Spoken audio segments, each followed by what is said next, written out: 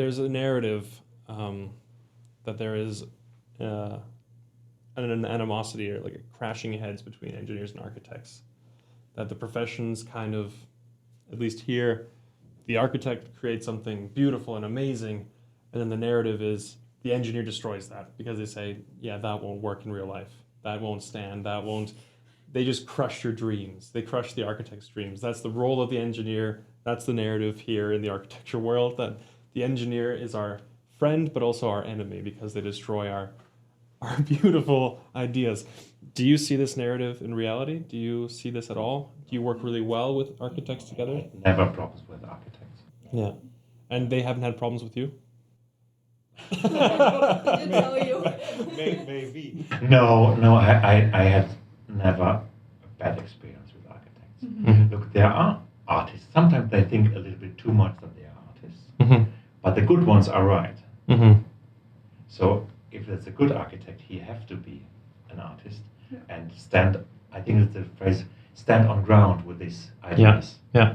And I don't want to destroy the planning software. It's not my if the customer, the client, agrees with the architect, I want to realize also the dreams of the architect. Mm-hmm. That's the fact, because we have really good-looking buildings, good-looking high-rising buildings, and so on. Mm. And by the way, I am in the Department of Infrastructure in Darmstadt, so bridges. We have no architect for bridges. We are also architects. So maybe in my department, I can understand the role of an architect, and that they have to stay on ground with their ideas, Mm-hmm. because it's the design and it's the look and it's important. And if it's ugly, I don't. So when you look at an architect's concept, what are like 5 red flags that you sometimes see? The first thing is if there are no access or grid lines.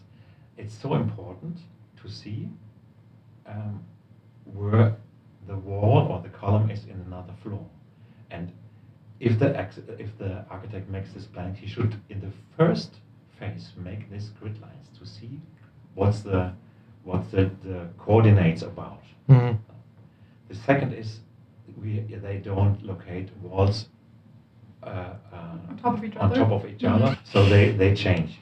This provokes reinforcements, enormous reinforcement, and nobody is interested in. The guy who is in the flat in the first floor is not interested in how the wall looks like in the other, because it doesn't matter. Mm-hmm. It's just an idea of an architect and not of good architect. So these are two factors, two steps. The sections, if there are sections drawn, it's always this which is important is missing. So if you see, you have to find a geometrical information you can't get because this section is not made. Mm-hmm. I've noticed that a lot. The sections, The one section doesn't important things are exist. always Yeah. If this not always, but Yeah. you can see it. Yeah. And I'm always irritated when an architect make a round window because I don't like round window. That's the big thing I hear about engineers. See alarm Yeah. for me if there's a round window. Oh, be careful. That's just a joke. Yeah, that I can see that as a structural engineer. That's the big one. Is like you would love to see 90-degree angles, a beautiful box, a cube for a house, and the architect wants to have 30 different curves at different angles, different dimensions. this I like. I Okay. like also the architect of Hundertwas or something else, something or Gaudi. These are brilliant, Yeah. brilliant engineers and architects. Maybe structurally a nightmare to calculate, but And just not round maybe, windows. but just these round windows. Yeah. You can't put a flower there. It's all round. This is not. yeah, It's not, and it looks looks In fun. my opinion, looks like a ship. I was just gonna say it's a ship. factor when I'm. Maybe it's just 4. Yeah. These are the 4. The fifths I can't find. That's okay. 4 is good. 4 is better than 5. That is a good thing. Yeah. What is one thing that has surprised you in your experience with architects that they do exceptionally well, or that they do more often that you probably didn't expect them to do well? I'm often surprised about the ability of architects to estimate the dimensions of structural elements, because they have just 2 semesters, easy structural analysis and the study, and they have a really good feeling or talent to know about the dimensions. That's I'm always impressed, and the most good architect does.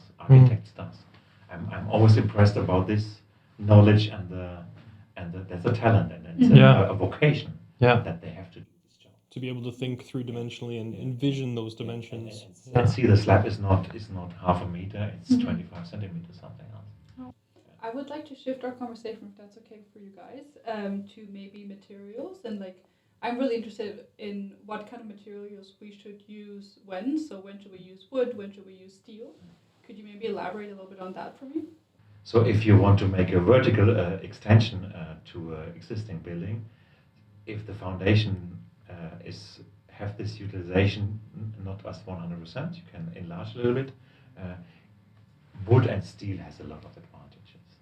So we one time we added on a industrial building in Frankfurt 2 floors of steel and wood on top, and made from this industrial building a building with 88 flats. And this is not possible with concrete; it's too heavy. So it's good for here. So concrete is great. It's perfect load bearing for high loads. It's heavy. It's good for sound protection. It has good compression. Compression is fantastic. It's good for compression and with the reinforcement for tensile. But this tensile concrete is not good for tensile stress. That's we need the reinforcement and to reduce the cracks. Wood has a very good fire resistance. First you say, hey, why? Wood has a good fire resistance. I can't understand. You can over design a little bit the sections, the cross sections, and calculate later a kind of burning rate of this beam. So it's no problem to have a resistance of 90 minutes of wooden construction. Steel will collapse after 600 or 700 degree. I don't know the temperature exactly, but it's collapsed suddenly, and that's dangerous. You have to pack it in with gypsum plate or something. I know in mass timber constructions they perform better for fire safety than steel does. Which like you said, immediately everyone thinks, how is that? Why does that make sense? But I think one of the big benefits of using mass timber is it chars the outside and it naturally then protects the inside from fire as well. So it creates its own little encasing, like the gypsum casing for steel, for example. And that was a big surprising thing to learn, that mass timber performs better.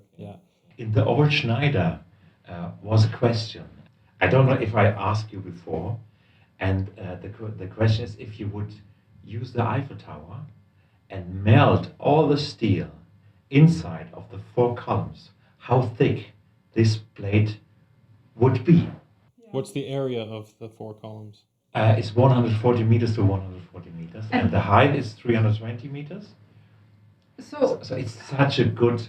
This shows what steel is able to do. Naturally, I would think, like 1 meter, 2 meters thick or something, just because the Eiffel Tower is so high. But from your face, I'm not sure if that's the right answer.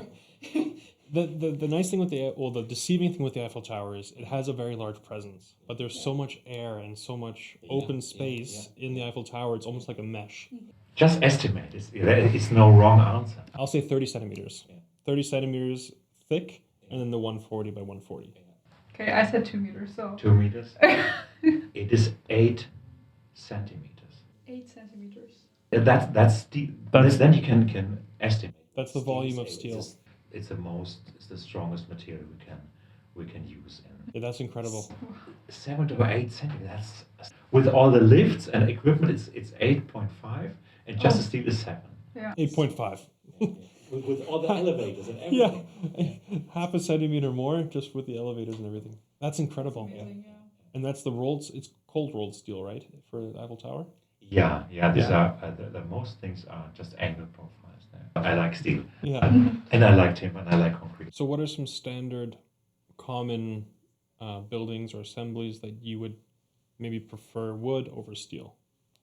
Roof constructions are I prefer or floors with wood or wood concrete compound system. They are now very modern in Germany, and this makes sense. Walls to shear walls, for example, I prefer concrete because they can take a lot of load in a huge number of kilonewton of tensor with the reinforcement. And for wide construction, trusses is steel the best, Mhm. for example, or also for parking lots, buildings, for parking buildings. It's also good compound system, steel and concrete. Is wood the only? A lot of people think about wood as like the most sustainable material, and I'd like to challenge that a little bit as well because steel can be recycled very effectively, very efficiently. Yeah. Almost, I think, to 100%, you can Yeah. recycle it, recast it, re-roll it, and use it again. Yeah. Wood, once it's at the end of its life, you can no longer use it, right? You have to. I'm not sure if you can make a thermal insulation from this material. Sure, you can change its purpose, Yeah. right? Change the But you lose a lot, Yeah. right? You lose a lot of strength and volume of that wood beam. So, are there systems that wood is the more sustainable option to steel, or is steel even? Would you consider it a sustainable option? I agree with this with your opinion. I worked also for a steel company in Switzerland and also in Hanau near Frankfurt, and they in the store of the profiles they collected a lot of used profiles also, maybe just to cut off just if they need a little section to prepare. They used also then they needed the used profiles for that. You don't have to melt the steel; you just have to cut. That's a good point. It's a really good point. Yeah. Whereas, yeah, wood you have to. It's a carbon sink up until you cut it down, Yeah. but then it becomes kind of like a carbon surplus. Maybe not a surplus. It's probably pretty close to zero. Yeah. But after you cut it down and you recycle it, you're releasing carbon in the decommissioning. You burn it, you transform it, you refurbish it maybe if you're lucky. So I think it's maybe carbon neutral in that sense. Whereas steel, it's very carbon intensive at the beginning in the manufacturing, Yeah. but after that it's zero, Yeah. right? Yeah. And it'd be a very interesting LCA life cycle analysis to do to kind of compare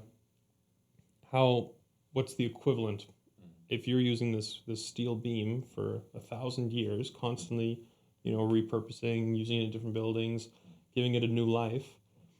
It'd be interesting to see if it actually balances out with like 1,000 years of lumber, for example. I don't know if it's 1,000 years, but It's, our steel is a little bit so they are, for example, if you go to Switzerland and see these old bridges, there's a timber bridge in Lucerne with elements who are from 13th century. That's for the 14th century, and that's really incredible. And still, you always in steel constructions you always have to renew the covering of the steel because steel wants to rust if they react with water. So that's why the Eiffel Tower is always covered with a scaffolding, and you just have time for I think 8 years to see without scaffolding. Then you have to renew the painting. You can use zinc also on the surface, but if it's zinced, you can't weld again. It's poisonous. You have to do this in an acid basin to destroy the zinc surface to start again to work again with some weldings or with work on this profile. So this is also an interesting fact that you have to renew the protection of the even galvanized steel. yeah. It's 50 years, then it's also start to. Oh yeah. So for bridges, do you prefer working with wood then? No, not really. It depends where this is located. The bridge is located. I like very much this covered. The bridge must be covered. Yeah. So they can exist a long time because they can't Mold away. mold away and Yeah. it's protected. Right. Yeah. So that's important. But also supports a little bit the problem of a wooden construction. I would prepare the columns, everything in steel, and then the bridge itself of a covered wood construction. That's a good solution. So that's a good combination that you like. Yeah. I think in design, one thing that a lot of people don't talk about, and something that actually you had mentioned before, off of camera, was when you're building wood and maybe wooden bridges or wooden spaces. Something that you don't really think about in the design until you're present in the space is the smell and the comfort that wood actually provides. Yeah, I mean, yeah. the studio, for example, you have this smell to it. I mean, this one's maybe not the best smell, but it's a little bit older. It's not wood, it's something else. It's something else. Human. It's probably the carpet or something human. Yeah, but you have this influence from wood or like cedar. It's just this amazing smell, and it creates a very interesting psychological effect and comfort for a human. I think in a space like this, that when you have a wooden space, you feel warm, you feel comfortable, and the smell is just always so impactful. I think. I mean, Christmas time, going for a Christmas tree in the Christmas markets, that's one of the best smells ever. And I think that's one thing that you think about in design, but I think it's missed quite often. And I think it's great that you think about that. And have I told you with this project, with this client, with the smell of wood, it's just I No, haven't spoke before. no. But I had when I started in the steel company in Hanau, we had a client who said, "Oh, I produce equipment for firefighters, ventilation, something else, and I would like to have a storage and a production hall, a small one." And we talked about, the color is okay. We will use red panels that looks like a firefighter's building. And we talked a little bit about, and I asked him, "Oh, what was your education?" It's an uncommon business to produce equipment for firefighters. But it's just my interest. I learned to be an artist with wood sculptures Cool. near Munich, in Rosenheim. And I told you, that's the fact that you should have a hall in a wood construction that you can smell every day. Yeah. This wood. And said, "Yes, this is my dream, but you're a steel company."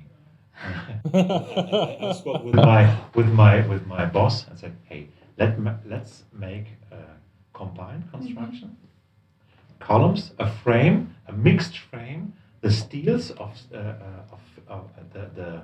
the columns made by steel and the beam made by wood, combined stiff connection." Beautiful. And so we made this. He was so happy. We can reduce the price to 5,000 of Nice. €5,000. We get cheaper, and we invented a stiff connection between steel and wood, and he can smell every day wood when he goes and starts to work every day. And that's a happy client. That's a happy client. They'll always refer you. They'll always come back to you. You know, you did them justice. You exceed expectations. Now he come back to the steel company, not to. Yeah, Not true. to see us. Yeah. That's a pity. That's a pity that doesn't follow you, but still, that's still great because you did that work for that company. It was such a good information that, and we reduced the price. We got a good offer for the timber. It was a glue lamp beam, and it was not a very huge hall, 40 meters to 25, so not very, but it was fantastic. It was a fantastic solution for the client. That's Yes, emotions are important. Yes. Yeah. And you can play on those emotions while constructing. And my impression is it's usually the architect's role to tap into these emotions and to figure out what is meaningful to the client. But I think it is such an important aspect as an engineer to think about that as well, just as it's important for an architect to think structurally as well. So I think once you have this overlap in a team, in disciplines, you create such an effective force that create perfect design solutions. Yeah, I agree. Yeah. Completely. Yeah, that's right. Yeah. So what are the benefits you see on your side when you save costs for the client? Because financially, maybe it doesn't necessarily immediately benefit you, But do you see like reoccurring clients? Do you see people kind of building trust with you? Do you see that kind of growing? Yeah, I think that the people trusting me is a good it's a pleasure for me. I think he will he's happy and maybe we will get some more orders by him, for example. And it's always interesting or important to have a good client. That's for me a important feeling, and also the users of this building should be also happy. We made sometimes we had a project near Darmstadt with flight stairs of a home for people with disabilities, and so we planned with grading systems, and the most people have fear to walk on these gradings if they look through to see the ground, but they people had to trust the construction and use it in case of fire. It was emergency stairs there. So we made a little construction and let them test if they have fear or not if they walk through. All the people who lived there, and they were very all excited and shouting out. It was so fun. Oh, cool. And they clapped their hands when we mounted the stairs. It was so great to see happy users and happy clients with this, just to ask, oh, have you fear with this or not? Just to go one step ahead. Just a little. It doesn't cost money. No, exactly. Just to ask. And we just made a little platform with 1 meter. And they use now. They are willing to use the stairs. Fantastic. They like it. They Amazing, trust us. That's good. Very smart. Yeah. That's cool. That must make your job just also feel so fulfilling if Yeah, you see the yeah. emotional response from Yeah, your they're clapping, clients. they're smiling. That was Yeah. great. Yeah. Also, all our children are also very Fun. good, very good users for buildings. I have interest to watch the site, Mhm. and they're happy if you just show them something. And they use it in very different ways than maybe sometimes you expect, right? Mhm. Because they have this in imagination and they don't have pre-existing forms that they conform to, that they use it in different ways that you would never really imagine as an adult, I think. And that's a really exciting way. In your leadership, how do you mentor younger engineers to develop judgment and inherit the professional responsibility that you think is so true?